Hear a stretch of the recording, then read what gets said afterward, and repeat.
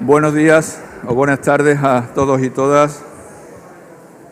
Quiero darle la bienvenida a todos, a las autoridades, a los profesores y sobre todo a los estudiantes. Yo creo que tenemos una magnífica oportunidad en esta universidad que cumple 50 años y con motivo de este aniversario tenemos el placer y el honor de tener aquí con nosotros al gobernador del Banco de España, al cual quiero agradecerle y darle la bienvenida a esta universidad, que espero que a partir de ahora sea la suya y nos mire con buenos ojos y con mucho cariño. Y tener esa oportunidad a través de la Facultad de Ciencias Económicas y Empresariales, precisamente una de las facultades con las que se creó la Universidad de Málaga, por lo tanto el acto de hoy tiene mucho sentido en tener y escuchar las reflexiones del gobernador en un momento tan convulso y tan complicado y con tanta incertidumbre, aunque lo universitario siempre es la incertidumbre que es donde mejor nos movemos. Así que, reiterando el agradecimiento a todos y a todas, agradeciendo la asistencia de los estudiantes y animándoles a que luego pregunten, empujen y aprovechen absolutamente esta oportunidad y agradeciendo de nuevo también al gobernador la presencia. Le voy a dar la palabra al decano, al cual también quiero agradecerle la organización del acto para que proceda a la presentación del conferenciante. Cuando quiera. Muchas gracias, rector, por darle lustre a este acto que organizamos desde la facultad. Por supuesto, al gobernador, don Pablo Hernández de Cos, por la facilidad, por la accesibilidad y por lo poco que nos ha costado su participación aquí. Con esto iniciamos hace menos de un año, primero de año, ¿no? Gracias también a la universidad, un ciclo de mucha actualidad, ¿no? Lo iniciamos con la ministra de Economía, continuamos con el gobernador del Banco de España y concluiremos con la ministra de Hacienda, también en un futuro muy próximo, ¿no? Con lo cual tenemos tres ponentes reconocidos y que realmente, bueno, pues en los tiempos que ocurren ahora, pues son de mucha actualidad. Bien, yo quiero saludar al alcalde, que siempre nos acompaña en estos actos. Alcalde, muchas gracias. Después saludar también al presidente de Unicaja Banco, al consejero delegado, presidente de la Fundación Unicaja, director de la Fundación Unicaja, a todos los directivos de Unicaja, porque llevamos ya un montón de años haciendo actividades gracias al apoyo y colaboración de Unicaja Banco y de la Fundación. Por lo tanto, muchas gracias por la colaboración, muchas gracias por estar aquí hoy.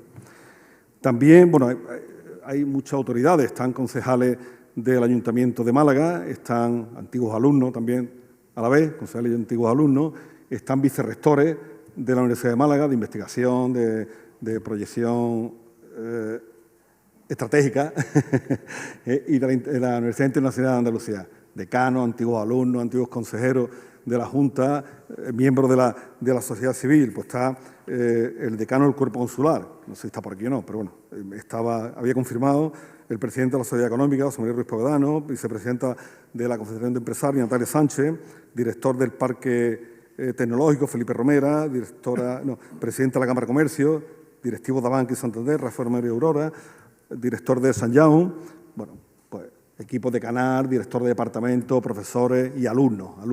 Hay algunos huecos ahí, si alguno allí no tiene posibilidad de estar sentado, pues hay huecos ahí, ¿no? Era previsto que habían confirmado su asistencia, pero el tiempo no ha acompañado, el tiempo no llueve nunca, en Málaga no llueve nunca, se lo decía el gobernador antes, ¿no? Que ha traído buenas noticias porque trae el agua, además de estar aquí, ¿no? Pero hoy, igual a esta hora no era la hora más oportuna para que lloviera, ¿no? Bueno, pues evidentemente teníamos el aforo excedido, habían confirmado 700 personas la participación, de hecho está habilitada el salón de grado para hacer la retransmisión online, gracias al CTI, que tan magníficamente hace estos trabajos con la facultad, y bueno, pues a la consejería de la facultad, que también han colaborado, al PAS de la facultad, y a todos los que han participado en que este acto sea un acto con brillo. Es un acto, como decía el rector, dentro del 50 aniversario de la Universidad de Málaga, ¿no? Cuando se creó la universidad, pues la Facultad Económica y la Facultad de Medicina fueron también las primeras que se crearon. Y bien, y lo conmemoramos pues, con esta conferencia, como digo, tan destacada, con un conferenciante tan notable. Del conferenciante, yo casi invitaría a que accedierais a la página web del Banco de España y veáis el currículum, porque evidentemente se uniría el tiempo en desglosarlo aquí. Yo voy a destacar 4 pinceladas sobre él para que tengamos una idea, pero insisto, el que tenga más interés en la semblanza del gobernador, pues puede acceder a la web del Banco de España. Bien, ha sido, entre otras cosas, miembro del Comité Económico y Financiero de la Unión Europea, miembro del Consejo Superior de Estadística de España, miembro de la Comisión de Expertos para la Reforma del Sistema Tributario Español, presidente del Grupo de Trabajo de Finanzas Públicas, miembro del Comité de Política Económica del Consejo ECOFIN, asesor del Comité Ejecutivo del Banco Central Europeo, experto nacional en la Dirección General de Economía del Banco Central Europeo y miembro del Grupo de Trabajo de Finanzas Públicas del Banco Central Europeo. Esto ha sido, entre otras muchas cosas. Y ha tenido experiencia docente en el Instituto de Empresas y la Universidad Carlos III. ¿Y qué es? Pues es presidente del Comité de Supervisión Bancaria de Basilea, vicepresidente del Consejo de la Autoridad Macroprudencial, del Consejo de Estabilidad Financiera, miembro del Consejo Asesor del Instituto de Estabilidad Financiera, presidente del Comité Técnico Consultivo y miembro del Comité Director de la Junta Europea de Riesgos Sistémicos, miembro del Consejo de Gobierno y Consejo General del Banco Central Europeo, miembro de la Junta General de la Junta Europea de Riesgos Sistémicos, miembro del Grupo de Gobernadores y Jefe de Supervisión del Banco de Pagos Internacionales, gobernador alterno para España en el Fondo Monetario Internacional y miembro del Consejo de Estado. Y actualmente, en relación con el Banco de España, ha sido titulado del Servicio de Estudio del Banco de España, jefe de la División de Análisis y Política Económica en el Servicio de Estudio del Banco de España, director general de Economía y Estadística del Banco de España, miembro del patronato del Centro de Estudio Monetario y Financiero y desde 2018 es presidente del patronato del CENFI y gobernador del Banco de España. Insisto, esto es un breve resumen de su amplio currículum, a pesar de su juventud, ¿no? Por lo tanto, estamos encantados, gobernador, de su presencia aquí. Con el permiso del rector, le doy la palabra y esperamos pues, volver a tenerlo después aquí. Ya le insisto en eso, ¿no? Muy bien. Bueno, muy buenos días a todos. Bueno, a partir de las 12 creo que son buenas tardes, ¿no? Eso decían en mi casa. No, muchísimas gracias, rector, decano. Un auténtico placer, alcalde, estar en su ciudad, en esta universidad. Déjenme que les dé la enhorabuena por el 50 aniversario. No se cumplen todos los días. Que además, bueno, todos sabemos, tengo buenos conocidos en todos los ámbitos, yo diría, de la vida profesional, de la vida académica, pero también, por supuesto, de la vida pública, ¿no? De la función pública, que han tenido su origen en esta universidad y también de la gestión empresarial, ¿no? Que más se puede pedir de una facultad de económicas, ¿no? Que se cubra luego con posterioridad con las personas que se forman en esa universidad, pues todos los ámbitos de la vida económica y empresarial de un país. Así que enhorabuena y muchas gracias por la invitación. Bueno, como decía el rector, estamos en una situación compleja, llena de muchas incertidumbres y me van a permitir precisamente que aproveche esta ocasión para tratar de darles la visión que tiene el Banco de España sobre, bueno, al menos algunos de los aspectos más relevantes de esta situación actual, ¿no? Voy a dividir mi intervención en tres grandes apartados. En primer lugar, les voy a hablar de lo que para nosotros son los tres principales condicionantes de la situación económica actual, que tienen que ver con la inflación, con la guerra de Ucrania y también con una desaceleración de carácter global, no solamente a nivel europeo, que está condicionando la actividad económica en este momento, ¿no? Este es el primer apartado al que querría dedicarle la primera parte de mi intervención. La segunda, bueno, con esos mimbres, con esos tres aspectos, voy a desglosar también cómo vemos el Banco de España la situación actual, en este momento específico del tiempo. También les voy a hablar de las previsiones macroeconómicas que publicamos la semana pasada, tanto desde la perspectiva del crecimiento económico como de la inflación.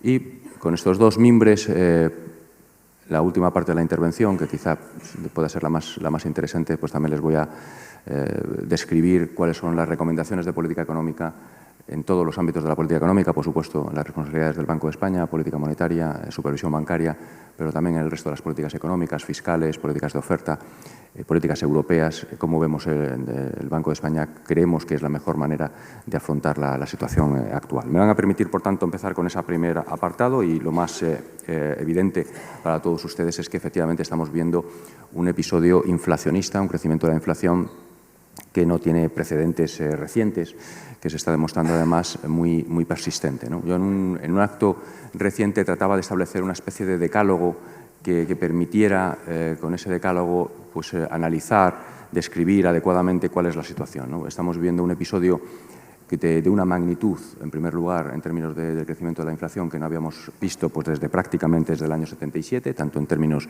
del área del euro como, por supuesto, de la economía española. En segundo lugar, está siendo una inflación muy persistente. El número de meses que ya llevamos con una inflación por encima del 2%, es el más elevado también que hemos vivido desde prácticamente el año 2010 o el año 2011.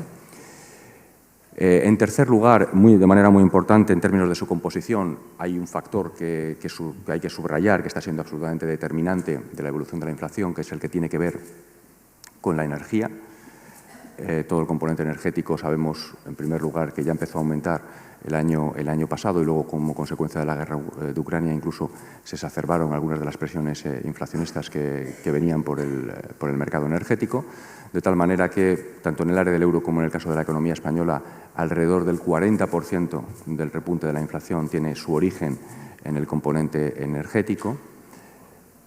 Hay que decir, en cuarto lugar, que además los shocks energéticos que estamos sufriendo están acumulándose uno por delante del otro, y esto lo que está provocando es que una buena parte de los errores de previsión que yo creo que todas las instituciones, incluido el Banco de España, han cometido en los últimos meses, ¿no?, sobre la inflación, tienen que ver precisamente con no haber sabido anticipar esas perturbaciones de oferta que afectan al sector energético en particular. Y bueno, prácticamente 2/3 de los errores de previsión del Banco de España se derivan precisamente de ese componente. En quinto lugar, un aspecto muy importante, cuando hablamos de energía no hablamos solamente del componente energético de la inflación. Sabemos que, evidentemente, como la energía es un elemento fundamental de muchos de los bienes de consumo que consumimos, de los bienes de producción que acaban produciéndose para que nosotros consumamos, pues cuando hay un shock energético, sí, efectivamente, en un primer momento lo vemos reflejado en el componente energético, pero luego todos los procesos productivos, de alguna manera, acaban incorporando ese incremento energético y acaba, por tanto, transformándose también en un incremento del resto de los precios. Es lo que llamamos los economistas los efectos indirectos de la inflación. Y, en esta ocasión, dado probablemente la magnitud de las perturbaciones de oferta que estamos sufriendo, por un lado, de la duración de las mismas, de su persistencia, como decía antes, pues efectivamente lo que estamos viendo es que las empresas también están trasladando de una manera más rápida que en ocasiones precedentes esos incrementos de los precios energéticos a los precios finales. De tal manera que si uno sumara lo que es el efecto puramente directo y el efecto indirecto del componente energético, prácticamente el 50% del incremento de la inflación que hemos observado en España o en el área del euro tiene este origen. ¿De acuerdo? En sexto lugar, y es muy importante, también lo conocen ustedes perfectamente, al componente energético se le ha unido luego con posterioridad los alimentos, ¿no? Ha habido una serie de factores, factores que tienen que ver con problemas climatológicos, pero también, por supuesto, con la guerra de Ucrania, el hecho de que una buena parte de los fertilizantes del mundo se producen, ¿no?, entre Rusia y, en particular, en Ucrania, y esto ha condicionado los precios en todos los mercados internacionales. Bueno, de tal manera que, de nuevo, pues prácticamente el 30% del incremento de los precios que hemos observado en este año, por ejemplo, tanto en el área del euro como en la economía española, tienen su origen en esos incrementos de los precios de los alimentos, ¿no? Por supuesto que también hay una cierta traslación, por ejemplo, hay que pensar en el ocio, en la restauración, pues evidentemente no solamente es el puro componente energético de la inflación el que acaba afectando a los consumidores finales, sino que, por supuesto, luego también a través de la hostelería pues acaba generando un efecto nuevo indirecto, ¿no? En conjunto, si me permiten, si uno acumula tanto los efectos directos como los efectos indirectos del componente energético y del componente de los alimentos, pues tiene que prácticamente entre el 80 y el 85% del incremento de la inflación tiene este doble origen. Y esto es muy importante tenerlo en cuenta también desde el punto de vista, como luego hablaremos, de la respuesta de la política económica, ¿no? Dicho esto, también es cierto que la inflación subyacente, es decir, cuando uno elimina los dos componentes anteriores, alimentos y energía, pues también ha aumentado de una manera significativa. Por tomar el mes de agosto, que es el que tenemos información más desagregada, sabemos que ya ha salido el indicador adelantado de septiembre, por focalizarme en el mes de agosto, 4,9% de inflación en el caso de la economía española, 4,3% en el área del euro, también incrementos de la inflación subyacente pues no vistos, ¿no?, desde hace ya varias décadas. Muy importante, tenemos un porcentaje cada vez más elevado de bienes y servicios de la inflación subyacente que están creciendo a tasas elevadas, incluso a tasas más elevadas del 4%, prácticamente el 50% de los bienes y servicios que se encuentran en la inflación subyacente están creciendo ya por encima del 4%, en el 43% en el caso de la economía española. Un octavo punto que quería subrayar es que, a pesar de todos estos desarrollos, podemos decir que el comportamiento tanto de los salarios como de los márgenes empresariales está siendo moderado. Y esto está siendo el caso tanto en la economía española como en el caso del área del euro, ¿no? Cuando uno ve la negociación colectiva de la economía española, estamos hablando de los convenios negociados hasta el mes de agosto en el entorno del 2,5%, con una inflación que llegó a superar el 10%, pues evidentemente la pérdida de poder adquisitivo es muy importante y de momento no estamos viendo esos efectos de segunda ronda, ¿no?, que tanto miedo nos producen en particular a los bancos centrales, porque evidentemente, como luego detallaré, pues en el caso de que se produjeran, pues convertirían la inflación todavía en un aspecto mucho más persistente y los bancos centrales tendrían que reaccionar de una manera más agresiva. Y con los márgenes empresariales de la misma manera, el Banco de España publicó hace solamente un par de semanas el informe trimestral que elaboramos con las cuentas de pérdidas y ganancias y los balances de las empresas no financieras que colaboran con la central de balances del Banco de España, y ahí tienen también una evolución del primer semestre del año de los márgenes empresariales, una evolución muy similar en términos de niveles a la del primer semestre del año anterior, con bastante heterogeneidad, por supuesto, a escala sectorial, pero que en cualquier caso puede uno todavía afirmar que existe también una evolución moderada de los márgenes empresariales. En noveno lugar, también me gustaría enfatizar en este decálogo, los economistas tratamos de desentrañar cuáles son las razones que se encuentran detrás de la inflación en cada momento, tratando de ver si su origen tiene un componente esencialmente de oferta, tiene un componente esencialmente de demanda, ¿no? Bueno, en el caso del área del euro podemos decir, y por supuesto también en el caso de la economía española, que el origen, y que está evidentemente incompatible con lo que acabo de decir con anterioridad, tiene esencialmente un componente de oferta todavía, ¿de acuerdo? El componente de demanda ha jugado también un cierto papel, sobre todo en un contexto en el que tras la eliminación de las restricciones del COVID, pues la demanda se recupera de una manera abrupta, todavía tenemos además una oferta relativamente dañada y ha contribuido, digamos, ese mismatch, ¿no?, que existe entre esos dos componentes, ha generado un incremento también de la inflación de demanda, pero es el componente de oferta el más importante. Y por último, en este decálogo creo que es muy importante distinguir también desde la perspectiva, insisto, de la política monetaria en particular, de la reacción de la política monetaria, es muy importante distinguir lo que está sucediendo en Europa de lo que está sucediendo en Estados Unidos.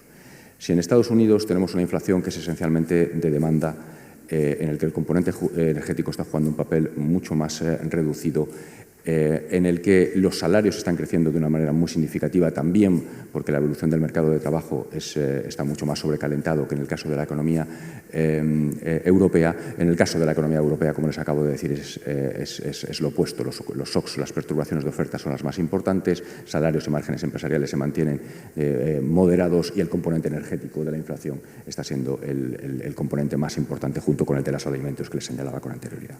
Bien, este es el principal componente de la actividad económica en este momento. El segundo tiene que ver, evidentemente, con la guerra de Ucrania. Y en la guerra de Ucrania sabemos que está condicionando completamente y va a seguir condicionando completamente las perspectivas económicas europeas. Y esto tiene que ver, evidentemente, con la elevada dependencia que teníamos, que seguimos teniendo, de las fuentes energéticas rusas en particular. Le voy a dar solamente dos cifras. Al inicio de la guerra, las importaciones de gas desde Rusia suponían aproximadamente un 40% del consumo de gas en Europa y aproximadamente un 10% del consumo total de energía, ¿no? Y de tal manera que desde ese mismo momento, bueno, yo creo que nos dimos de bruces con la realidad de tener que reducir de una manera abrupta esa dependencia energética. Bueno, y en esto es lo que está trabajando la Comisión Europea, la Unión Europea en su conjunto y, por supuesto, cada uno de los países individualmente. Desde entonces, pues se están aplicando con relativo éxito, la verdad. Hay que decir que se están haciendo avances importantes. En primer lugar, en tratar de diversificar las importaciones, es decir, sustituir esas importaciones que venían de Rusia por otras fuentes, por otras geografías. Esto se ha logrado de alguna manera y han aumentado las importaciones de gas procedentes, por ejemplo, de Qatar o también, por supuesto, también de Estados Unidos o de países como Noruega. Se ha producido también una reducción del consumo. Evidentemente, el incremento de los precios energéticos pues, ha generado, sin duda, un incentivo a reducir el consumo por parte de todos los países. Había una ambición de que se redujera el consumo hasta aproximadamente un 15%. Estamos en niveles de reducción del consumo de aproximadamente el 10%, con lo cual todavía queda margen por recorrer hasta lograr esos objetivos que se habían fijado a escala europea. Y todo ello también con la ambición, con el objetivo de tratar de acumular dosis de magnitudes de abastecimiento del gas en términos de los stocks que superaran el 80% en el mes de octubre, y estamos aproximadamente en el 85%. Por eso les transmito esta idea de que algún éxito sí que está teniendo. Evidentemente no es fácil eliminar, reducir de una manera tan abrupta, en particular, esa dependencia energética de Rusia, pero que los avances son también significativos, y esto creo que hay que alabarlo y hay que reconocerlo. En todo caso, hay que señalar que los economistas, en particular en el Banco de España, también el Banco Central Europeo, otras instituciones, pues han realizado algunos ejercicios de simulación de cuál podría ser el impacto de una ruptura comercial completa en términos de las importaciones energéticas en relación con Rusia, y lo que vemos evidentemente es que para algunos países, en particular para los más dependientes, véase Alemania e Italia, por ejemplo, dentro de los países grandes, pues el impacto económico de esa potencial desabastecimiento completo, ruptura de los canales de importaciones energéticas de Rusia tendría un impacto muy significativo. También afectarían de una manera importante a la economía española, pero de una manera, por supuesto, menor, porque nuestra dependencia energética es menor, de alrededor de un tercio del impacto que estimamos para países como Alemania e Italia. Y hay que decir que buena parte del impacto que nosotros estimaríamos para la economía española se deriva no tanto de los mercados energéticos propiamente dichos, sino precisamente del daño que ese desabastecimiento generaría sobre economías como la alemana o economías como la italiana, que evidentemente indirectamente acabarían repercutiendo en un efecto, si se me permiten, de segunda ronda sobre la economía española, Este es el segundo condicionante.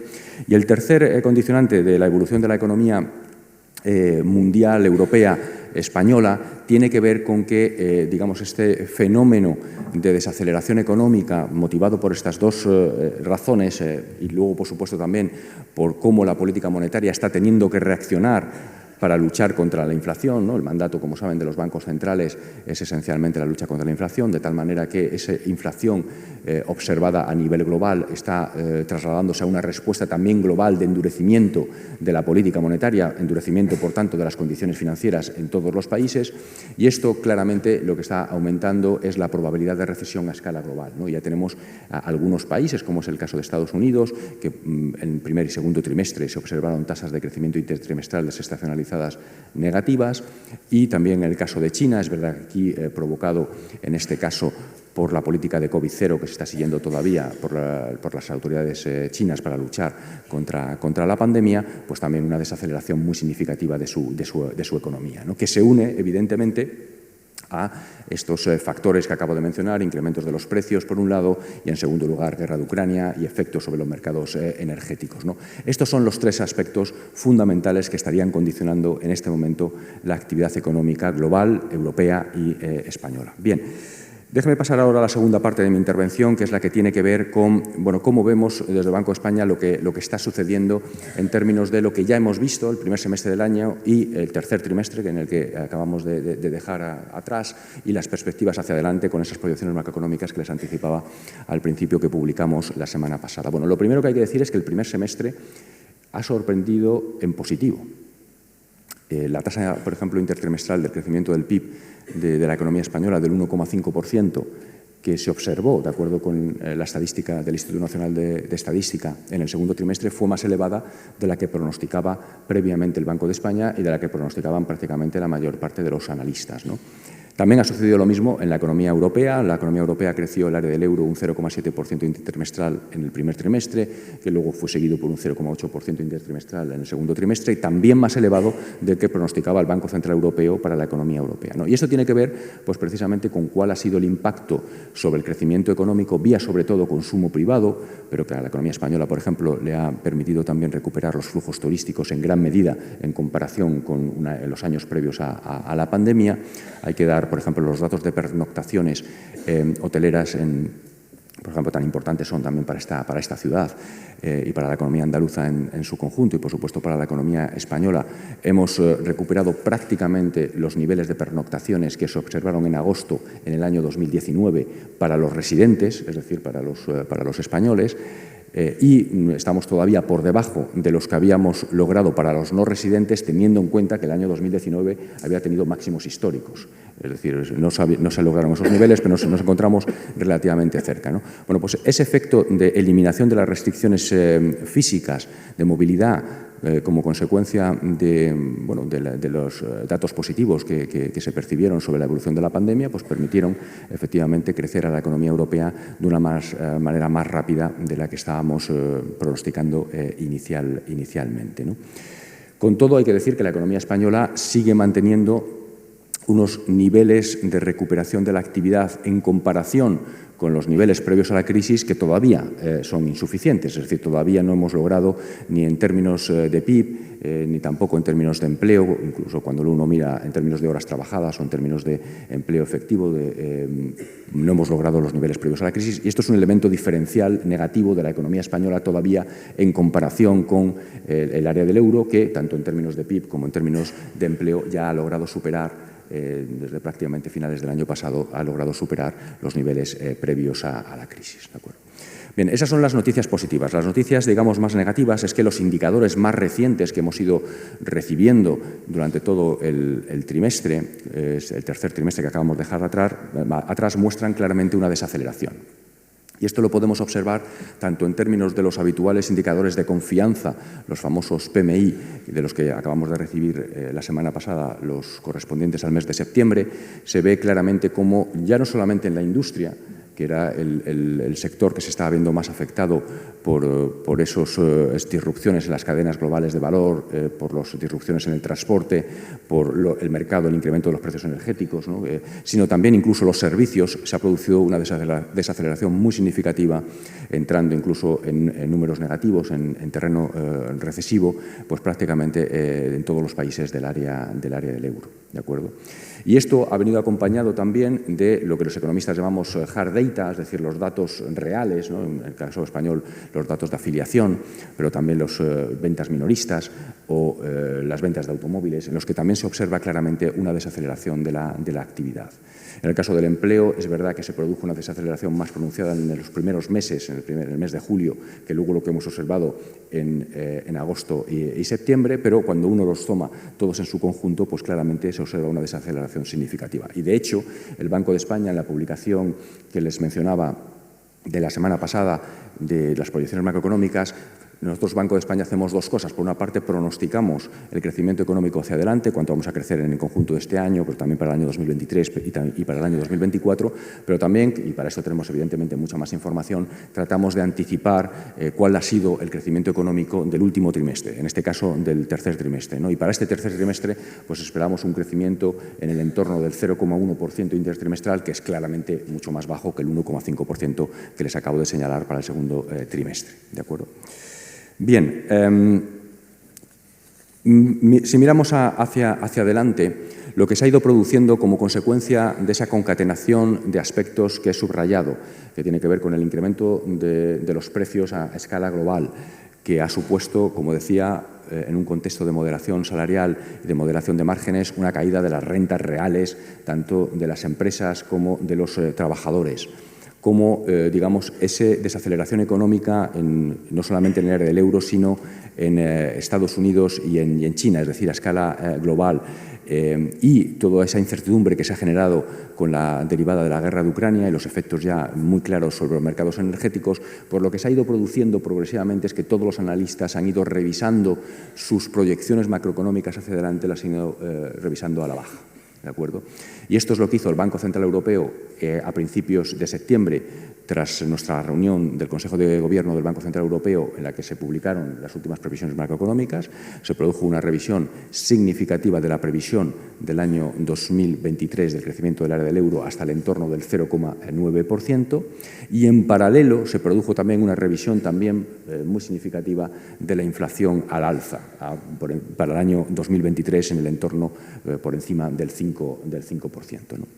Bueno, lo que hizo el Banco de España la semana pasada es, de alguna manera, trasladar estas tendencias, ¿no?, que ya se estaban produciendo en las previsiones macroeconómicas del área del euro, en este caso del Banco Central Europeo, a la economía española. Y es verdad que revisamos al alza el crecimiento económico de este año en 4 décimas, y esto tiene que ver sobre todo con esa sorpresa positiva que les acabo de relatar sobre el primer semestre, ¿de acuerdo? Pero vemos ese crecimiento significativamente más bajo para el tercer trimestre del año, un crecimiento que sería también claramente muy reducido en los 2 trimestres siguientes, es decir, en la parte final del año y en el primer trimestre del año siguiente, y todo esto daría como resultado un crecimiento claramente más reducido en el entorno del 1,4%, que es prácticamente la mitad del que pronosticábamos hace solamente 3 meses. Es decir, cuando en las últimas previsiones macroeconómicas el Banco de España publica previsiones macroeconómicas una vez al trimestre, y las últimas previsiones se habían publicado en el mes de junio. Y con la inflación sucedió exactamente lo mismo que les acabo de señalar para el caso del área del euro.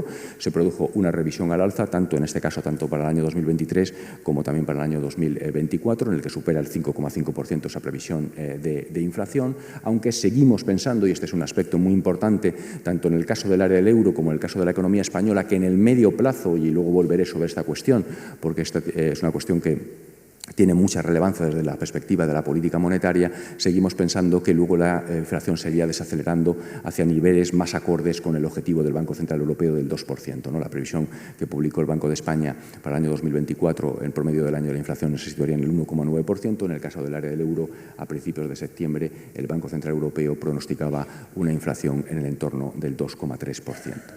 En cualquier caso, lo que sí me gustaría subrayarles es que todo este tipo de previsiones siempre, pero ahora más que nunca, están sujetas a una incertidumbre muy elevada, porque están realizadas sobre una serie de supuestos, muchos de ellos factores geopolíticos, en los que los economistas realmente tenemos poco control, son factores exógenos a las economías que realmente no sabemos muy bien cómo va a evolucionar. Por ejemplo, pongamos el ejemplo más evidente, que es el de la guerra de Ucrania. ¿Cómo va a evolucionar la guerra de Ucrania? ¿Cuál va a ser la reacción de las autoridades rusas en relación, por ejemplo, con un posible corte del suministro? ¿Qué capacidad vamos a tener precisamente de cubrir ese posible desabastecimiento proveniente de Rusia con otras fuentes energéticas? ¿Cómo de duro va a ser el invierno, por ejemplo, también, ¿no?, que es un aspecto que puede ser muy relevante desde el punto de vista de las necesidades de consumo, ¿no? Y esta incertidumbre es claramente observable cuando uno, por ejemplo, analiza las previsiones macroeconómicas que hoy tenemos del año 2023, tanto de crecimiento económico como de inflación, del conjunto de los analistas. ¿De acuerdo? Estamos en uno de estos momentos históricos en los que la dispersión de las previsiones macroeconómicas, tanto de inflación como crecimiento, es una de las mayores que hemos observado nunca. ¿De acuerdo? Porque dependiendo del supuesto que uno haga, por ejemplo, sobre cuál va a ser los precios energéticos, la evolución de los precios energéticos, pues evidentemente puede tener una visión más pesimista o más optimista sobre esta cuestión. Por eso, los bancos centrales, tanto Banco Central Europeo como Banco de España, hemos, además de publicado este escenario, digamos, central que les acabo de relatar, hemos acompañado esos escenarios centrales con unos escenarios alternativos que tratan de ilustrar precisamente ese nivel de incertidumbre. Por ejemplo, el Banco Central Europeo, esa previsión que les señalaba antes de crecimiento económico del 0,9% para el año 2023 que pronosticó en septiembre, publicó un escenario alternativo, un escenario a la baja en el que, digamos, asumía que las consecuencias de la guerra sobre los mercados energéticos iban a ser peores de los que se habían incorporado en el escenario central. Eso llevaba a una caída muy abrupta de la actividad el año que viene, de tal manera que ese crecimiento positivo del 0,9% se convertiría bajo ese escenario alternativo en el menos 0,9%. ¿De acuerdo? Y también tendría consecuencias incluso de mayor inflación, porque evidentemente estaríamos ante una nueva perturbación de oferta que se une a esas perturbaciones de oferta que les he descrito con anterioridad. Por tanto, tendríamos menor crecimiento y además mayor inflación, y la inflación de medio plazo, ese 2,3% que pronosticaba el Banco Central Europeo para el año 2024, se convertiría en un 2,7%. ¿De acuerdo? Bueno, en el caso del Banco de España, pues también, si ustedes acuden a la publicación que realizamos la semana pasada, pues además de ese escenario central que les acabo de describir, pues tienen unos escenarios alternativos en los que se simula qué pasaría si los precios energéticos se mantuvieran en niveles mucho más altos de los que asumimos en el escenario central, y, bueno, pues evidentemente las consecuencias para el crecimiento de la economía española serían también a la baja para el año que viene. En el escenario que se publicó como alternativo más pesimista, pues se crecía un punto porcentual por debajo del que les acabo de relatar, del 1,4%, y también la inflación, evidentemente, sería más alta porque de nuevo estaríamos ante una perturbación claramente de oferta. Hay otros factores de riesgo, tienen que ver, y ahora hablaré sobre esta cuestión, sobre la posibilidad en la que un entorno en el que la inflación está resultando muy persistente, finalmente se acaben produciendo esos efectos de segunda ronda que no hemos observado todavía, es decir, que los salarios acabaran por reaccionar de una manera más abrupta a esos incrementos a esa pérdida de poder adquisitivo que se está produciendo, y los márgenes empresariales también acabaran reaccionando de una manera más abrupta, es decir, que se perdiera la moderación. Eso también generaría más inflación, nos pondría en riesgo de una espiral inflacionista, y esto acabaría teniendo consecuencias también negativas sobre el crecimiento económico. O sea, el punto que les quería transmitir es que sí, efectivamente, los analistas, incluido Banco de España, hemos ido revisando las previsiones macroeconómicas, en particular para el año 2023, a la baja para el crecimiento económico, al alza para la inflación, pero que en cualquier caso el nivel de incertidumbre que se mantiene sobre cuál va a ser la magnitud de la desaceleración, cuál va a ser la persistencia de la inflación, existe sobre esa cuestión una enorme incertidumbre que tiene que ver precisamente con que depende de esos factores geopolíticos que son tan difíciles de predeterminar cuál va a ser su evolución en los próximos meses. Bueno, con estos dos mimbres, ¿no?, ¿cuáles son los grandes condicionantes de la situación macroeconómica actual? ¿Cuáles son las proyecciones de Banco Central Europeo y Banco de España? Permítame que me concentre en esta última parte de la intervención en cómo vemos desde Banco de España que debe ser la reacción de las distintas políticas económicas. Y me van a permitir que empiece precisamente con la política monetaria. Bueno, como saben, el Banco Central Europeo, en este contexto de repunte de la inflación tan persistente que les trataba de señalar y de describir, pues básicamente lo que ha ido es normalizando su política monetaria desde prácticamente finales del año pasado. Y en este sentido, pues lo que fue haciendo el Banco Central Europeo, lo que hemos ido haciendo en el Consejo de Gobierno, es, en primer lugar, eliminamos las compras netas del programa pandémico de deuda pública, de compras de deuda pública que habíamos iniciado al principio en marzo del año 2020 como respuesta precisamente a la pandemia. El objetivo entonces, en una situación completamente excepcional, era tratar de mantener unas condiciones financieras muy holgadas que permitiera que todos los agentes económicos, los hogares, las empresas no financieras, el sector público, pues pudiera, ¿no?, mantener una financiación, unas condiciones de financiación adecuadas. En un contexto de tanta inflación y tan persistente inflación como la que estamos observando, evidentemente dejaba de tener sentido ese instrumental. Luego, con posterioridad, en el mes de junio, el 1 de julio, también acabamos las compras netas del programa de compras que teníamos ya incluso antes de la pandemia, y luego, seguidamente, a finales del mes de julio, se produjo el primer incremento de los tipos de interés, 50 puntos básicos en la facilidad de depósitos del Banco Central Europeo, que luego fue seguida a principios de septiembre por un incremento de 75 puntos básicos, que es donde está situado hoy el tipo de la facilidad de depósitos. Bien, ¿cómo se explica esta actuación del Banco Central Europeo? Bueno, para eso hay que remontarse y subrayar lo que se conoce como la estrategia de actuación del Banco Central Europeo, que fue revisada precisamente durante la pandemia y que publicamos la actualización de la misma en el mes de julio del año 2021. Para que entiendan cuál está siendo la respuesta del Banco Central Europeo, la respuesta de la política monetaria del Banco Central Europeo, hay que entender que el mandato del Banco Central Europeo, como saben ustedes, es mantener la inflación en niveles reducidos, cómodos reducidos en el 2%, ¿de acuerdo con esa revisión estratégica? Entendido el 2% de una manera simétrica, es decir, al Banco Central Europeo le preocupan de la misma manera las desviaciones al alza en relación con ese objetivo del 2%, como las desviaciones a la baja, es decir, es igual de preocupante que la inflación esté por encima del objetivo que la inflación esté por debajo del objetivo. Y, muy importante para el contexto actual, el objetivo del Banco Central Europeo es lograr esa inflación, situar esa inflación en el 2% en el medio plazo. ¿De acuerdo? Un Banco Central no puede pretender mantener la inflación de hoy en el 2% porque digamos, sobre la inflación que se observa en este momento no tiene control sobre la misma. Cuando el Banco Central Europeo actúa, cuando nosotros incrementamos los tipos de interés, hay un desfase de implementación de la política monetaria que está calculado entre 1 año y medio y 2 años, de tal manera que solo podemos tratar de lograr nuestro objetivo en ese horizonte de 2 años, en ese horizonte de medio plazo. Pero además el medio plazo, además de esa incapacidad, esa imposibilidad del Banco Central de controlar la inflación de corto plazo, la segunda consideración que hay que hacer es que además también nos permite a las autoridades monetarias analizar cuáles son las perturbaciones que se están produciendo en cada momento. Y esto, insisto, que es particularmente importante en este momento porque cuando las perturbaciones que tiene la economía son esencialmente de demanda, es más fácil de gestionar desde la perspectiva de la política monetaria porque, como saben, una perturbación de demanda, un incremento de la demanda, por ejemplo, lo que genera es más crecimiento y también más inflación, ¿de acuerdo? De tal manera que el Banco Central tiene que normalizar la política monetaria, digamos, de una manera natural. Cuando la perturbación es de oferta, lo que se produce es que hay un incremento de la inflación, pero también hay una desaceleración económica. Entonces, la pregunta que hay que trasladarse es hasta qué punto ese incremento de la inflación, que genera una pérdida real de rentas, tanto para los hogares como para las empresas no financieras, acaba generando menor demanda en el futuro y, por tanto, acaba generando también menor inflación de medio plazo. Y esta es la dificultad que tiene un Banco Central ante una perturbación de oferta, ¿de acuerdo? Y por eso la reacción ante una perturbación de oferta del Banco Central es más paciente, si me permiten. No quiere decir que sea nula, de hecho no está siendo nula.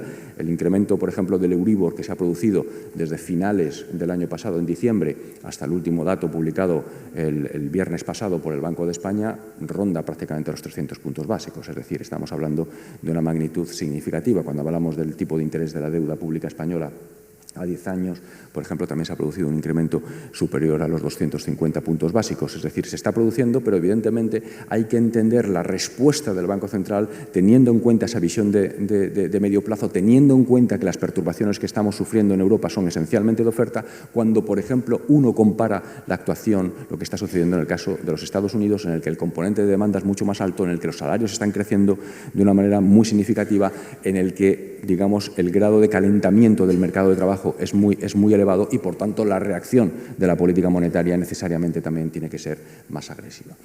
Bueno, ¿qué se puede esperar hacia futuro? Bueno, pues hacia futuro, como saben, les acabo de señalar que la previsión de inflación del Banco Central Europeo es ese 2,3% en el medio plazo, con unos riesgos incluso al alza bajo escenarios en los que las cuestiones geopolíticas en relación con la guerra de Ucrania fueran peor de lo que realmente se asume en ese escenario central.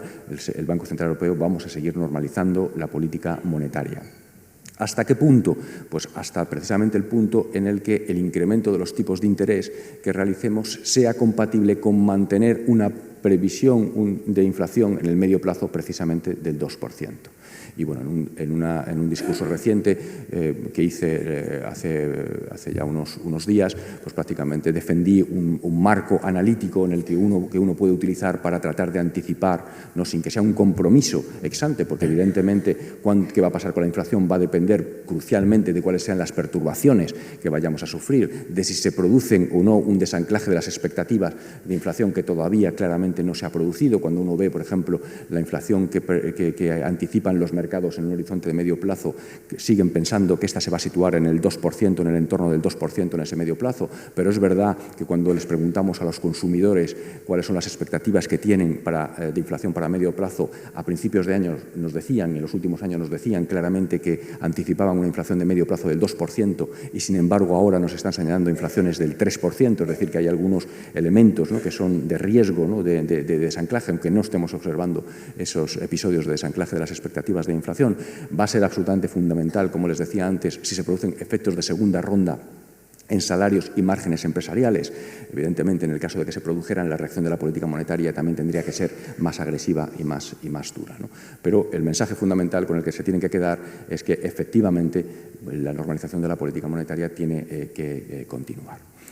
Bien, un segundo comentario me va a permitir sobre el sector bancario. Bueno, es evidente que ese incremento de los tipos de interés que se ha producido ya, junto con la desaceleración económica, junto con el incremento de los precios, pues va a generar una mayor fragilidad financiera tanto en los hogares como en las empresas no financieras, ¿no? Y en el Banco de España hemos publicado distintos ejercicios de simulación de, bueno, simplemente con, por ejemplo, con los incrementos del Euribor que ya se han producido, con los incrementos de los tipos de interés de corto y medio plazo que se han producido, pues bueno, cuáles son el porcentaje de hogares o el porcentaje de empresas no financieras que podrían entrar en dificultades, ¿no? Y bueno, los números no son dramáticos, pero evidentemente se produce un incremento del porcentaje de familias y del porcentaje de empresas no financieras que aumentan su vulnerabilidad financiera.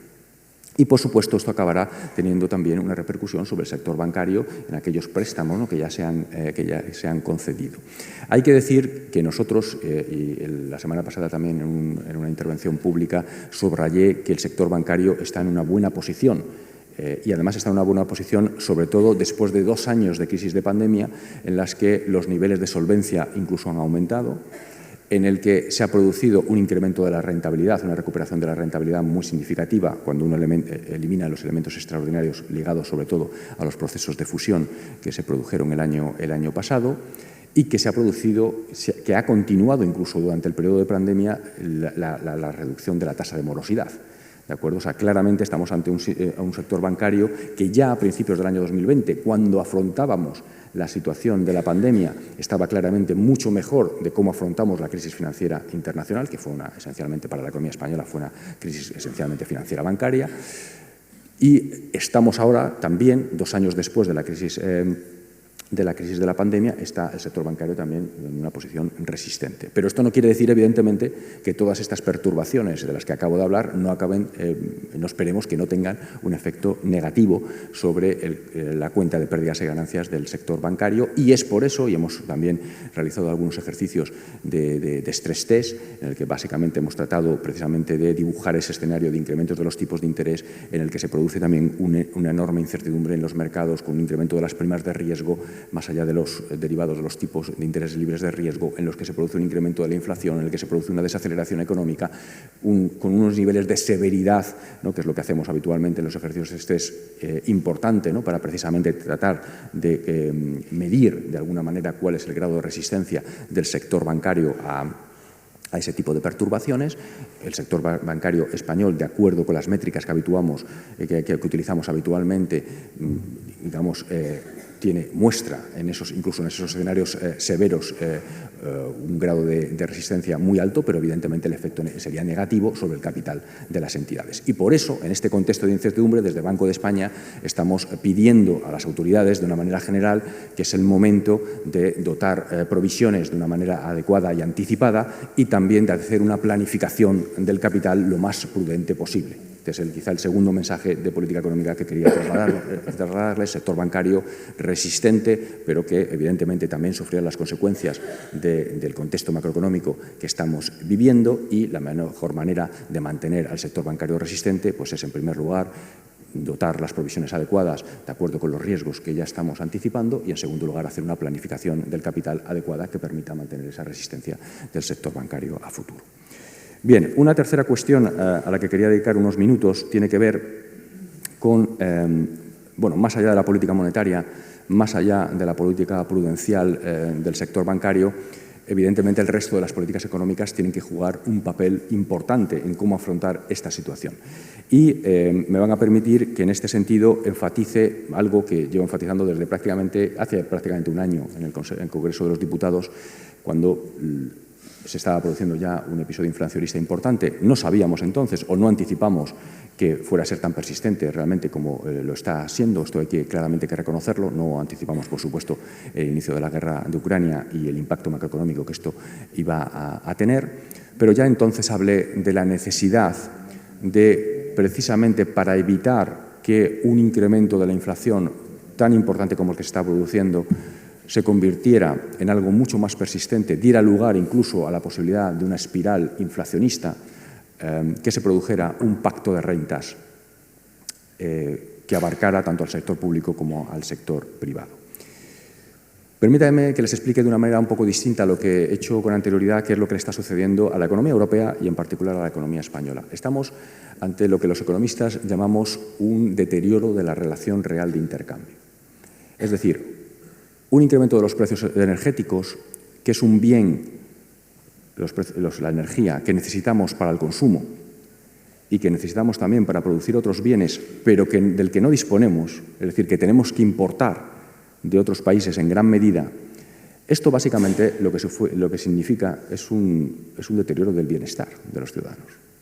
Y no hay ninguna manera, digamos, en el medio y largo plazo sí, sustituyendo por otras fuentes energéticas, ¿de acuerdo? Pero en el corto y medio plazo no hay ninguna forma de evitar esa pérdida de bienestar que se produce cuando se produce, como se ha producido un incremento de los precios de los energéticos. Lo único que podemos hacer es evitar, bueno, primero repartir esa pérdida adecuadamente y tratar de evitar que a esa pérdida inicial, que es inevitable, se le añade una segunda pérdida, que es la que se podría producir en el caso de que todos los agentes económicos, hogares, empresas, sector público, trataran de evitar, digamos, la pérdida inicial con una indiciación absoluta de nuestras rentas empresariales, salariales o de otro tipo, de tal manera que acabaríamos generando una espiral inflacionista que acumularía al efecto negativo de la perturbación inicial del incremento de los precios energéticos, se añadiría uno segundo, que es la pérdida de competitividad que sufriría la economía española, que generaría en último término menor crecimiento económico y mayor efecto negativo sobre el empleo, mayor desempleo. Bien, como les decía al principio, no se están produciendo esos efectos de segunda ronda. Lo he dicho en muchas ocasiones, parece que se esté produciendo en la economía española una especie de pacto de rentas implícito, es decir, no ha habido un acuerdo en el que las autoridades se hayan hecho, sindicatos, patronales, se hayan hecho una foto, pero realmente cuando miramos a los datos, pues como les decía antes, tanto los márgenes empresariales por un lado como los salarios se están comportando de una manera moderada. Sin embargo, desde la perspectiva del Banco de España es verdad que vemos algunas señales, si me permiten, de agotamiento de ese pacto de rentas. Evidentemente, por ejemplo, en el caso de los salarios, estamos viendo que las cláusulas de salvaguarda en los convenios colectivos, que habían sido muy importantes en la economía española, prácticamente el 70% de los trabajadores con convenio colectivo en el año 2007 tenían una cláusula de salvaguarda. Eso se redujo de una manera muy significativa durante la crisis, hasta de en torno del 17% en 2021, por ejemplo, pero estamos viendo que en los meses que llevamos del año 2022, pues ha aumentado desde un 17% hasta aproximadamente un 45%, ¿de acuerdo? Perdón, hasta un 25%. Para el año 2023, saben que los convenios colectivos en España tienen una duración promedio de 3 años, con lo cual ya tenemos alguna información sobre convenios colectivos que van a estar vigentes el año que viene. Y para esos convenios, que son todavía pocos, evidentemente afectan a aproximadamente algo más de 2 millones de trabajadores, aproximadamente el 50% de los trabajadores tienen ya una cláusula de salvaguarda. ¿De acuerdo? Eso lo vemos nosotros con preocupación, como un síntoma de agotamiento. El otro también tiene que ver con que ante una perturbación tan persistente de los precios energéticos a los que se le están acumulando otro tipo de perturbaciones, también las rentas empresariales vemos que progresivamente están siendo incapaces, digamos, de acolchar vía reducción de márgenes esos incrementos de los precios energéticos y están trasladando en mayor medida a precios finales esos incrementos. ¿De acuerdo? De tal manera que una manera de evitar que se produjera esos efectos de segunda ronda de una manera significativa sería un acuerdo en el que empresarios y trabajadores acordaran, ¿no?, un reparto equitativo de la pérdida de bienestar que se genera como consecuencia del incremento de los precios energéticos, que evite esa espiral inflacionista. Y desde la perspectiva del Banco de España, y esto me lo han escuchado decir también en muchas ocasiones, creo que para dar credibilidad, potencia a ese pacto de rentas, el sector público también debería incorporarse a ese pacto de rentas con una no indiciación ante este episodio tan extraordinario que estamos viendo, incremento de la inflación, de las principales partidas de gasto público que potencialmente podrían indiciarse. ¿De acuerdo? Este es un aspecto que consideramos desde el Banco de España muy importante también desde la perspectiva de la gestión de la política económica. ¿Qué podemos decir de la política presupuestaria? Sabemos que la política presupuestaria la política fiscal ha jugado un papel absolutamente fundamental en la gestión de la crisis de la pandemia. Desde el Banco de España se defendió desde muy pronto, en marzo del año 2020, que efectivamente esto tenía que ser así. Estábamos ante una perturbación absolutamente extraordinaria, que requería una respuesta extraordinaria de la política monetaria, como así se produjo. Y la política fiscal también tenía que ser la de una expansión muy significativa para precisamente en un contexto tan extraordinario garantizar en la medida de lo posible la renta de los hogares y la renta de las empresas, ¿de acuerdo? Y bueno, yo creo que podemos decir que a escala europea y a escala española esto ha sido el caso hasta cierto punto, ¿de acuerdo? Bien, la gestión de esta segunda crisis que estamos viviendo tiene que ser completamente distinta. Y esto al menos por dos motivos. En primer lugar, porque ahora estamos viendo un episodio inflacionista, y en segundo lugar, porque evidentemente esa expansión fiscal que era necesaria, que estaba plenamente justificada durante el año 2020 y 2021, ha deteriorado las finanzas públicas. La deuda pública sobre PIB pues está aumentado en más de 20 puntos de PIB. Ya la teníamos elevada antes del inicio de la crisis, teníamos un déficit estructural también elevado antes de la crisis de la pandemia y, por tanto, el margen de maniobra que tiene la política fiscal es también menor. Y por eso, desde Banco de España, lo que defendemos es que la política presupuestaria sí puede jugar, debe jugar un papel en este contexto, pero tiene que ser un papel mucho más limitado. Tiene que limitarse, focalizarse exclusivamente en apoyar a los colectivos más vulnerables. Colectivos más vulnerables en términos de los hogares, colectivos más vulnerables en términos de las empresas que estén sufriendo en mayor medida esta perturbación energética, sobre todo. ¿De acuerdo? Y no está en absoluto justificado un impulso fiscal generalizado que dañaría la situación de las finanzas públicas y que además exacerbaría las presiones inflacionistas. Este apoyo fiscal focalizado en los más vulnerables tendría que ser además de carácter temporal, precisamente para no aumentar aún en mayor medida el déficit estructural que, como les decía, ya es muy elevado en el caso de la economía española. Y en paralelo, desde Banco de España, y esto ya lo defendíamos incluso en la primavera del año 2020, este papel de la política fiscal debería ser reforzado con un mensaje muy claro de que nos vamos a tomar en serio el proceso de consolidación fiscal que va a ser necesario para reducir progresivamente y de manera gradual tanto el de ese déficit público estructural que les mencionaba como la deuda pública. Y por eso desde Banco de España defendemos que, aunque no sea para iniciar su ejecución hoy, ese programa de ajuste fiscal, de consolidación fiscal, sí sería bueno diseñarlo, ¿de acuerdo?, para dar un mensaje muy potente a los ciudadanos de estabilidad macroeconómica, a los mercados financieros de estabilidad macroeconómica, sobre que efectivamente nos vamos a tomar en serio ese proceso de consolidación fiscal que va a ser necesario una vez que se hayan disipado los efectos más relevantes tanto de la crisis de la pandemia como ahora de la crisis de la guerra de Ucrania. Permítanme que acabe con mencionar otros dos aspectos de la política económica que quizás sean menos subrayados en ocasiones. El primero tiene que ver con el papel de las políticas de oferta. Estamos hablando permanentemente de cuál es el rol que debe jugar, está jugando, va a jugar la política monetaria, va a jugar la política fiscal. Pero realmente, ante una perturbación de oferta negativa como la que estamos viviendo, la política más adecuada para afrontarla es tratar de volver a desplazar la curva de oferta a la derecha, ¿de acuerdo? Y aquí todas las políticas de flexibilización de los mercados de bienes y servicios, de incremento de la competencia, de aumento de la productividad, de mejora del funcionamiento del mercado de trabajo, de apuesta por la investigación, por incremento del capital humano, son permítanme que recurra al informe anual del Banco de España, en el que tradicionalmente, y por supuesto este año no ha sido una excepción, tratamos de hacer un listado detallado de cuáles son esas reformas estructurales, ¿no?, que le llamamos habitualmente, que son necesarias siempre, pero que son particularmente necesarias cuando la economía está sufriendo una perturbación de las características de las que está sufriendo. Y por último, y con esto acabo, por supuesto, en una economía tan integrada como es la economía española en el área del euro y en la Unión Europea en su conjunto, de nuevo, la práctica totalidad de los retos que tenemos por delante tienen que pasar necesariamente por una respuesta europea mayor. O sea, de nuevo, más Europa es la respuesta más adecuada a esta perturbación. Y esto tiene que ver tanto a cómo afrontamos esos potenciales problemas de desabastecimiento, esa necesidad de diversificar nuestras fuentes energéticas, esas necesidades de inversión que necesitamos también para reducir nuestra dependencia del exterior en términos energéticos y en particular nuestra dependencia de Rusia, tiene que ver también con cómo afrontamos ese incremento del gasto público que es necesario para apoyar a los más vulnerables.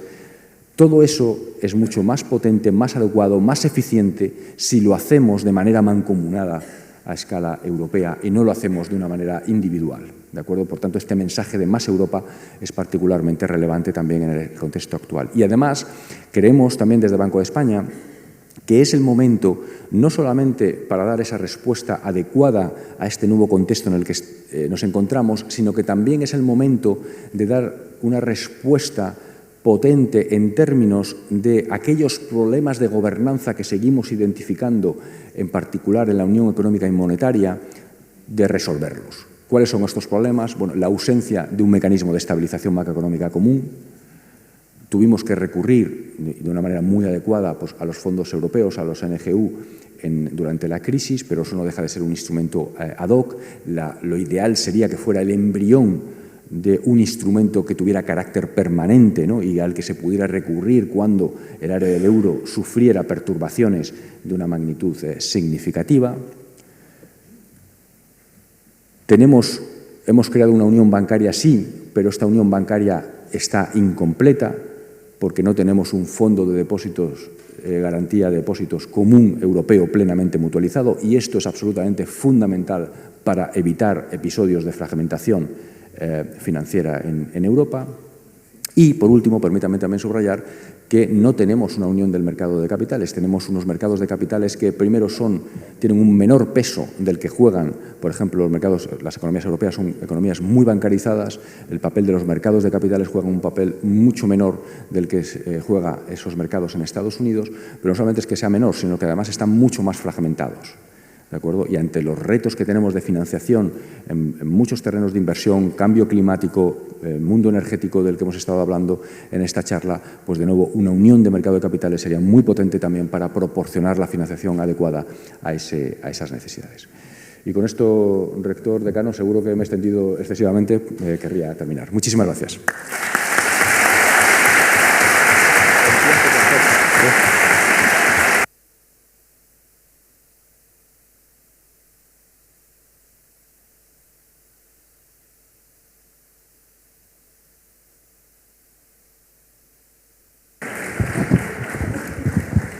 Muy bien, muchísimas gracias por esta magnífica charla, sobre todo esclarecedora, y vamos a abrir un turno de preguntas. Vamos a tener la oportunidad de, sobre todo me refiero a los estudiantes, que podáis preguntar vuestras dudas y discutir con el gobernador del Banco de España algunos de los problemas.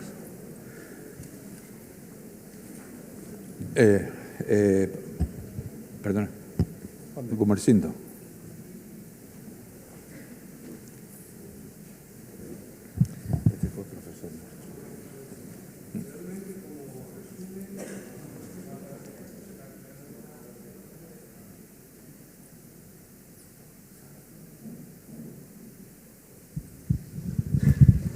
Buenas tardes. Como resumen de la situación es perfecto, porque realmente lo hemos visto todo. Siendo breve, quería apuntar dos cosas. Una, que realmente el tema fundamental que ha dado lugar a una situación en la que estamos de elevada deuda pública y déficit fiscal es la propia política del Banco Central. Si el Banco Central no hubiera comprado la deuda, no habría sido posible ese endeudamiento por los países. Creo que el balance, 8,5 millones de millones o algo así que tiene el Banco Central ahora, la gestión de ese balance es quizás la política clave en este momento. Está bien que se hiciera ante la deflación, pero hoy día la gestión es fundamental. Y otra cosa que quería apuntar es que realmente es verdad que la política de rentas es un freno a que se disparara la inflación, a una espiral inflacionista, pero las empresas tienen otras posibilidades. Es decir, llama la atención que muchos de los directivos de las empresas actuales nunca han vivido un proceso inflacionista. Y entonces, claro, su capacidad de hacer frente a este proceso se está dando cuenta que no es solo pues aumentar el precio, sino que también hay una verdadera gestión de los costes, de los precios, de las relaciones con clientes, de las relaciones entre empresas. Y ahí hay pues todo un mundo, ¿verdad?, de rentas. Lo que pasa es que no son rentas solo del trabajo y del capital, sino son rentas entre las propias empresas. Y nada más, muchas gracias por la conferencia.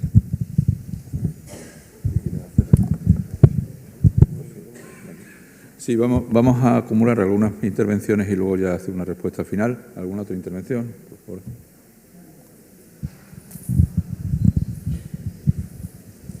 ¿Has visto alguna mano más levantada? Buenas tardes. Gracias por la charla. A mí no me ha sorprendido nada, todo muy correcto, salvo dos cosas, ¿no? Primero, que no haya habido una referencia a que la demanda, o sea, a que la inflación también tenga un componente monetario, dado todas las políticas monetarias que hemos seguido desde las crisis, desde el 2008. Y en segundo lugar, esa apelación a más Europa, cuando en gran parte estamos sufriendo las consecuencias de las decisiones europeas, sobre todo en tema energético. Y especialmente España, que lleva 20 años sin que suba su poder adquisitivo. O sea, la renta per cápita está absolutamente estancada durante 20 años, de 2001 al 2021, en el furgón de cola, por supuesto, de la Unión Europea, ¿no? Aunque también está Grecia, está Italia, está Francia, está Bélgica, es decir, estamos muy bien acompañados.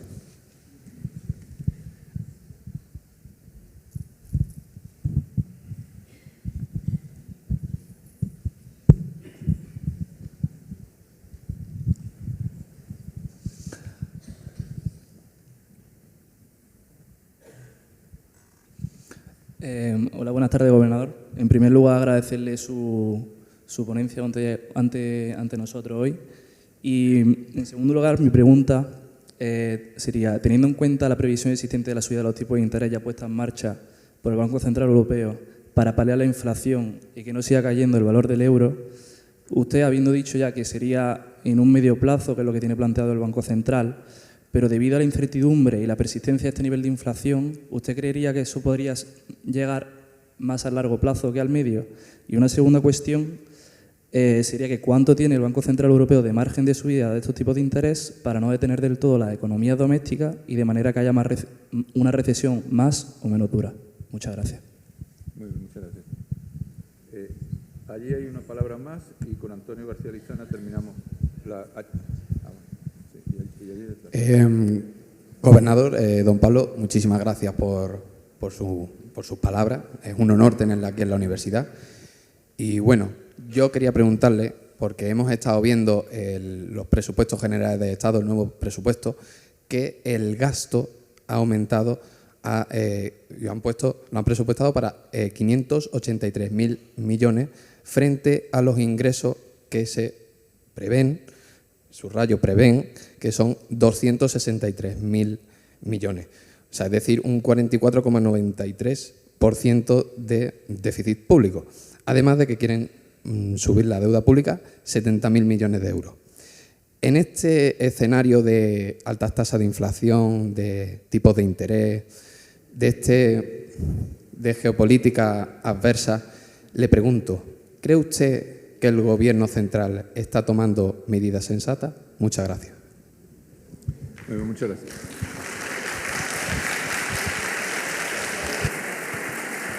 ¿Cuándo?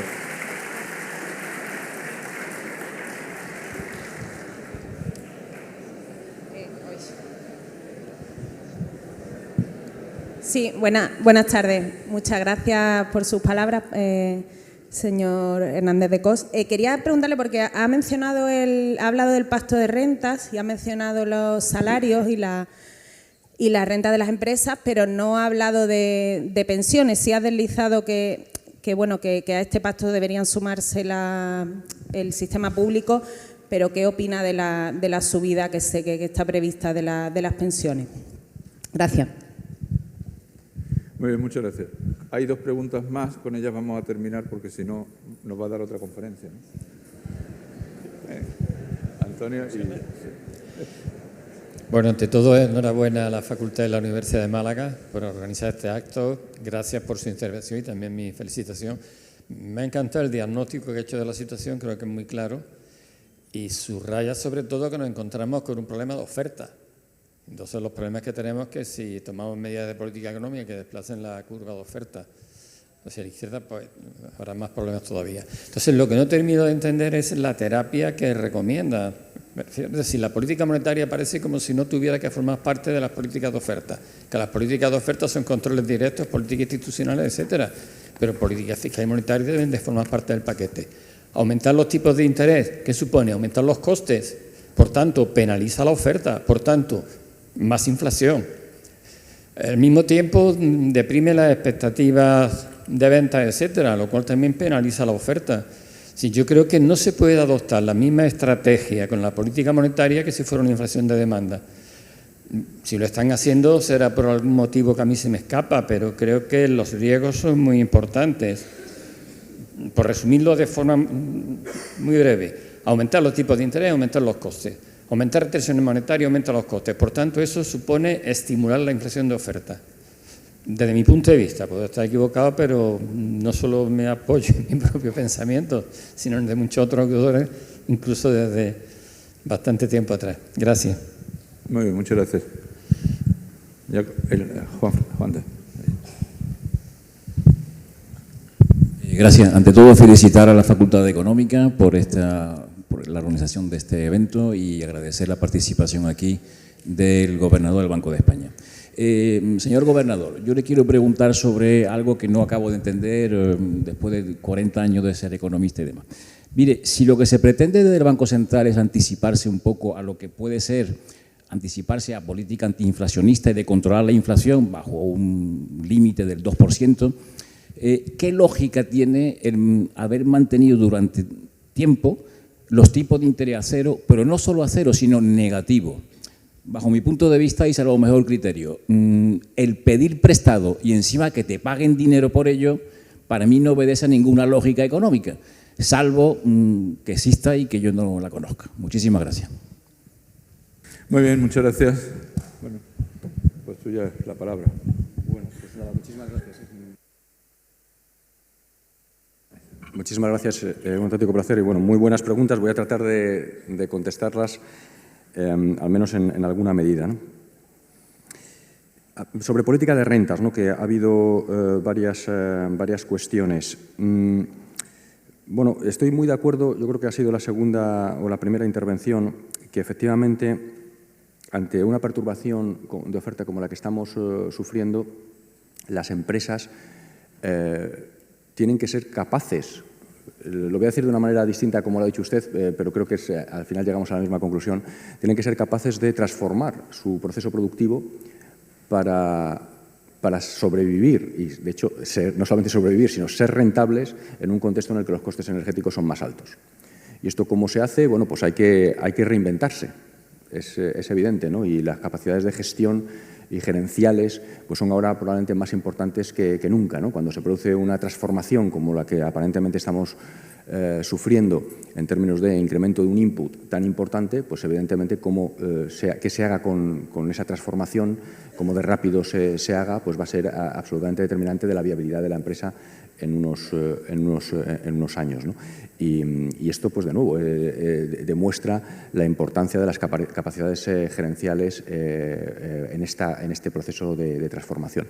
Y tiene usted mucha razón. Yo siempre he dicho, se hacía una referencia en la crisis financiera global, en la anterior, la que sufrimos antes de la pandemia, ya en 2007 y en adelante, de que buena parte de los gestores de política económica entonces, pero también empresariales, nunca habían vivido una crisis bancaria, ¿de acuerdo? Era la primera crisis bancaria que vivían y eso bueno, pues dificultaba probablemente también el diagnóstico inicial, ¿no? Pues, también probablemente está sucediendo que en esta ocasión muchos de los que nos encontramos aquí, desde luego los jóvenes universitarios, pero incluso yo, no habíamos vivido de manera al menos adulta un episodio de inflacionista como el actual, ¿no? Y probablemente también pues, cuesta más adaptar, ¿no? Las empresas a ese nuevo entorno, ¿no?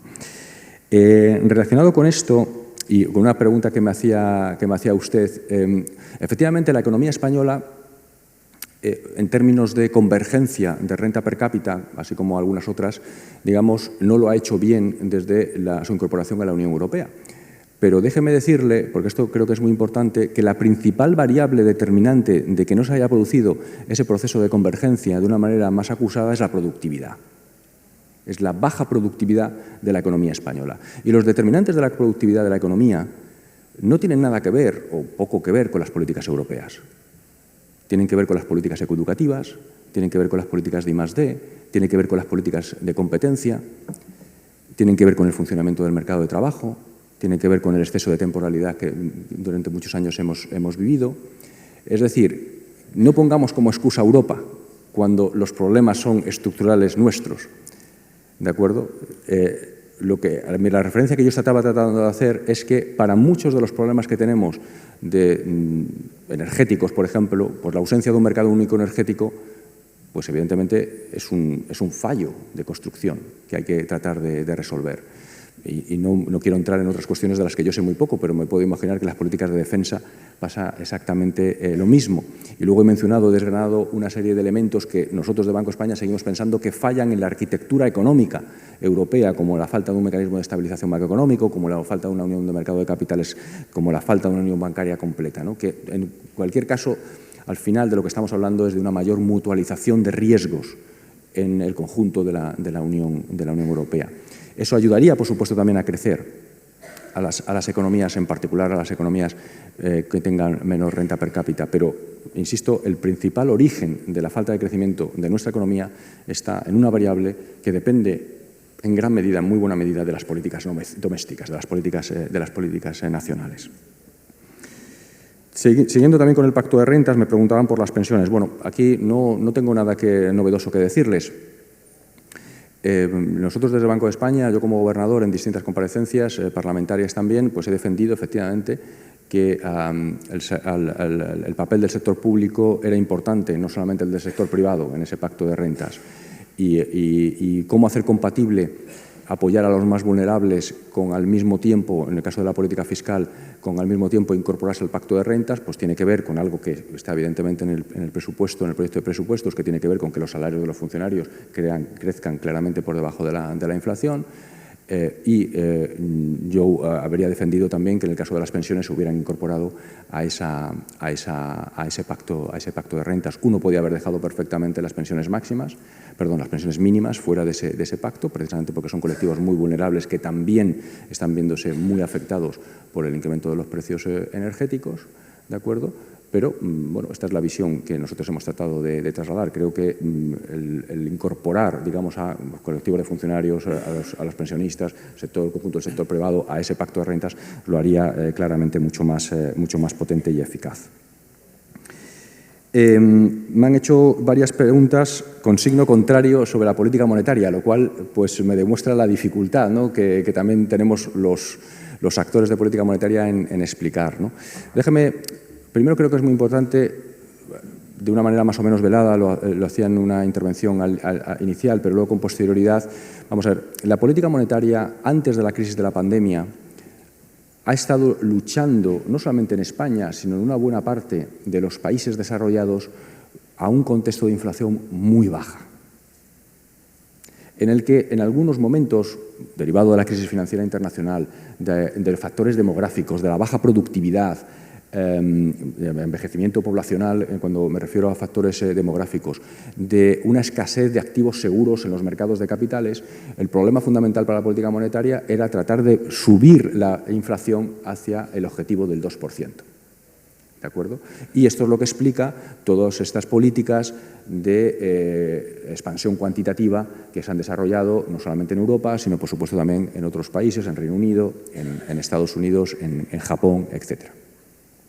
La crisis de la pandemia requirió una acción adicional como consecuencia de que efectivamente pues, existían riesgos deflacionistas muy importantes asociados a esa crisis de la pandemia.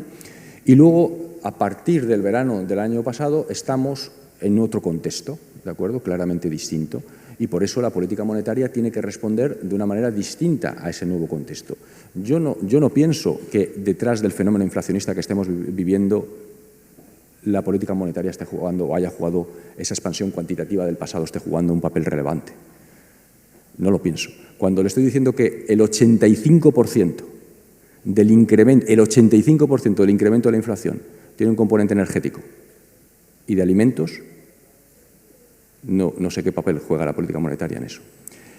Y, sin embargo, eso no quiere decir que la política monetaria no tenga que reaccionar a este contexto, porque no solamente hay un componente de oferta. El componente de oferta es el más importante, pero también hay un componente de demanda. Y, por tanto, la política monetaria lo que no puede es mantener un grado de expansión como el que tenía, ¿no?, que exacerbe la demanda y genere todavía más inflación. Por eso de lo que estamos hablando en política monetaria es de que estamos normalizando, ¿no?, de tener una expansión muy significativa en nuestra política monetaria. Lo que estamos intentando es colocarla, al menos de momento, en una política neutral, es decir, que no añada, pero tampoco elimine a las condiciones de demanda de la economía. ¿De acuerdo?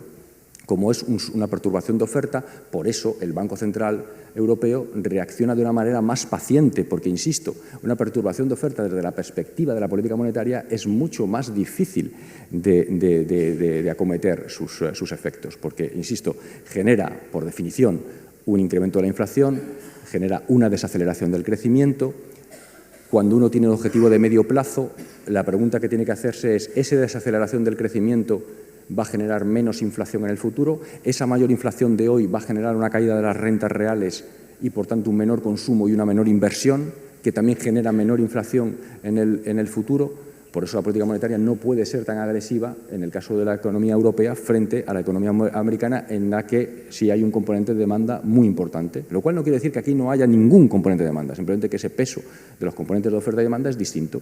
Aquí son esencialmente de oferta y por eso la reacción de la política monetaria es la que está siendo, y la política y en Estados Unidos son componentes esencialmente de demanda, y por eso los incrementos de tipos de interés del Banco Central han incluso empezado ya con la reducción del balance, pues ha sido mucho más agresivo, ¿no? Con esto creo que trato más o menos de contestar a buena parte de las preguntas, seguro que no de manera perfecta, pero luego si tenemos algún tiempo podemos debatirlo en privado. Muchísimas gracias. Muy bien, muchas gracias.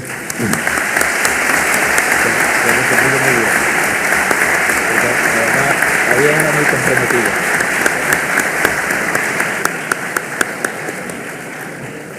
Muy bien, muchas gracias. Y a continuación le voy a dar la palabra al decano de la Facultad de Ciencias Económicas y Empresariales. Muchas gracias, gobernador. Está claro que tiene usted que venir por aquí alguna vez más para acabar de resolver todas las dudas que han surgido, ¿no? Bien, pues efectivamente yo quiero terminar, bueno, antes que el rector termine, agradecer a todos los asistentes a este acto. Yo creo que hemos conseguido con esto uno de los objetivos que pretendemos de la facultad, que es que la facultad está orientada a los estudiantes fundamentalmente, pero también a la sociedad.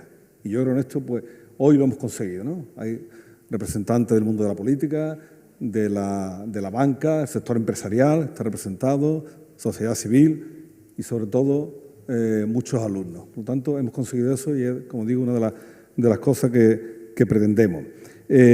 También, gobernador, se lo comentaba al principio, Ángel Idígora, mientras usted hablaba, le ha hecho un dibujo que solo esa parte de la bancada lo sabe, y el autor, ¿no? Ahora espero que... Ángel Idígora está allí Ángel Idígora, sí. Entonces espero que sea de su agrado. Insisto, muchas gracias y no siempre tenemos la oportunidad de tener una persona de su talla. Muchas gracias.